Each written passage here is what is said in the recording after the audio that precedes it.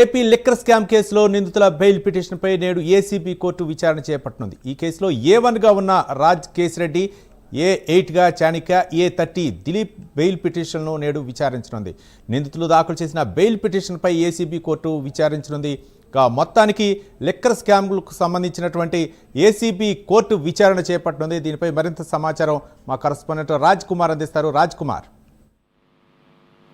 అది ముఖ్యంగా ఏదైతే విజయవాడ ఏసీబీ కోర్టులో ఈ రోజు ఏదైతే లిక్కర్ స్కామ్ నిందితులుగా ఉన్నటువంటి రాజ్ కేశిరెడ్డి, చాణిక్య, అదేవిధంగా పైలా దిలీప్లకు సంబంధించినటువంటి బెయిల్ పిటిషన్ లో విచారణకు రాబోతున్నాయి. పూర్తిగా కూడా ఈ రోజు కూడా దీనికి సంబంధించినటువంటి వాదన జరగబోతున్నాయి. మరొకసారి ఇవాళ జరిగేటువంటి దానిపైన కూడా మరొకసారి వాయిదా పడేటువంటి అవకాశం చాలా స్పష్టంగా ఉంది. ఎందుకంటే కేసు ఇప్పటికే కీలక దశలో ఉంది కాబట్టి ఇలా సాక్షులను ఒకవేళ వీరికి బెయిల్ వచ్చేటువంటి అవకాశం ఉంటే ప్రభావితం చేసేటువంటి అవకాశం ఉంటుంది, అప్రమత్తమయ్యేటువంటి అవకాశం ఉంటుంది, సాక్ష్యాలను తారుమారు చేసేటువంటి అవకాశం ఉంటుంది. కాబట్టి నిందితులకు సంబంధించిన బెయిల్ పిటిషన్ పైన ఈ రోజు కూడా వాయిదా పడేటువంటి అవకాశం చాలా ఎక్కువ కనపడుతుంది. కాబట్టి ఈ రోజు దీనికి సంబంధించినటువంటి విచారణలు కూడా జరగబోతా ఉన్నాయి.